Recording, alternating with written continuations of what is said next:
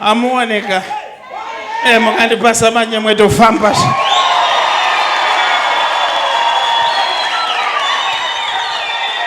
Makadi mama. Tinofara makadi munhu waMwari.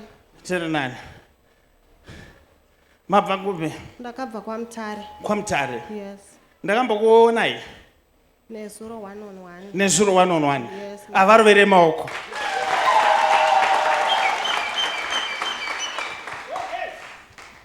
Ndoda kungokuprovera something. Notenda munhu waMwari. Ndizvo. Ndizvo prophet. I just want to prove something here. And I want you to listen very attentively. Do you still remember kuti ndakakubvunza kuti kudii muchitanga kupinda? Yes, man of God. Ndakati Makati anonzi Priti ndiani? Mukati anonzi Albert ndiani? vana vamunovaziva here? Ndinovaziva munhu waMwari. Asi handauzoenderera mberi. Hamuna kuenderera mberi prophet.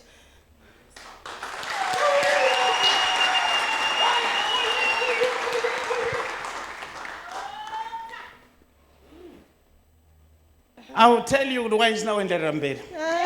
Enderai mberi munhu waMwari. Ndienderere mberi. Enderai mberi munhu waMwari. Asi ndambotanga ndataura kuti waisina kuenderera mberi. Ewe.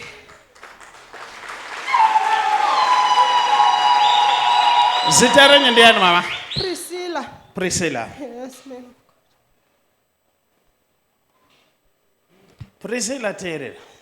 Yes, ndakateerera prophet. Handiti wakauya kumuprofita. Ndakauya munhu waMwari. Uchada kunzwei? Ndakanga ndafambira nyaya yemusoro ndichida kunzwa zvakare kuti ndiani ari kukonzeresa. Even mufamily medu zvinhu hazvisikana kufamba. Okay, kana waudzwa unoda kuitei nazvo? Hapana munhu waMwari. Are you sure? Chokwadi munhu waMwari, nditori neconfusion. Tora foni yangu.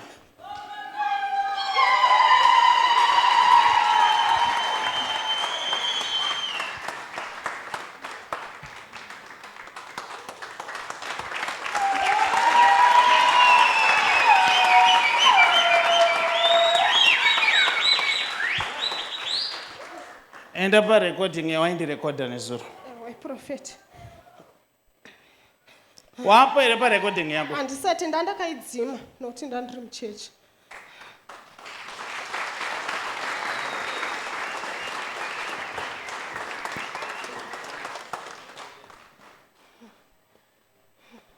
Yabaka here? Aisati. Okay. Uchibatidza hako ndoda kukudayira kuti why ndisina kuprofita. Inyaya kuti waindirekodha. Chokwadi munhu waMwari. Chokwadi. Now, chinoita kuti kana ndiri mu1-on-1 ndichiregedza kuenda into detail iko zvino. Inyaya kurekodwa nevanhu ava. Vanouya vakabaya marekodha avo. Vokurekodha. Iyada kunzwa kuti anoroya ndiani. Imagine dai ndakataura. Ndingadai iko zvinezvi ndaya mufamily meeting. Voice rangu richiplewa rombopozwa. Inzwai apa pavakakosora. Chakaita ndisa kuprofitei mama. Idzungu rekurekodha munhu asingazivi. Ndiregererawo prophet. Ndiregererawo munhu waMwari. Ngachive chidzidzo kuvanhu vese. Mazuva ano achada zvokutaura nevanhu. Ndaungo ndikaona kuti ari kundirekodha ndonyutura. Anonzi ndinge ndiani ndokupa moyo. Ko ndinge moyo. Ndobva ndati zvapera.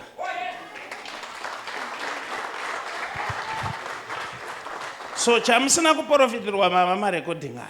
Chokwadi munhu waMwari. Hazvibvumidzwe kuti urekodhe munhu asingazive kuti uri kumurekodha. Kunyanya kana ari muprofita anoona. Anongokusiya. Iwe unodzokera kumba. Rakainditi chevanhu chinoita kuti vanhu vade kurekodha chii. Kazhinji kacho inyaya yekuda kuzoudza vasipo kuti zvanzi. Vanenge vakamuti enda. Pamwe pacho anenge akatobhadharirwa mari. Enda. Unonzwa kuti zviri kunzi. Saka iye anenge aida kuimpressa amutuma kuti amupe recording. But kwandiri parecording aulume. unotogara pasi wotondikumbira kuti ndanchikumbirawo kuti ndirekodhe. Ini ndotaura ndichiziva kuti ndiri kurekodwa. Zvakafanana nekuti munhu kana ukadaira foni yemunhu ukamisa paloud, asati atanga kutaura muudze kuti ndakakuisa paspika, kuitira kuti munhu ataura achiziva kuti ari kunzwikwa nevanhu vese. Usasurprise munhu. So mama ndoda kuti mugare pasi mubonzwa bhata pamwe chakusimudzai futi. Ndada kungokupuruvirai kuti why ndisina kudzika. Ngatigarei pasi.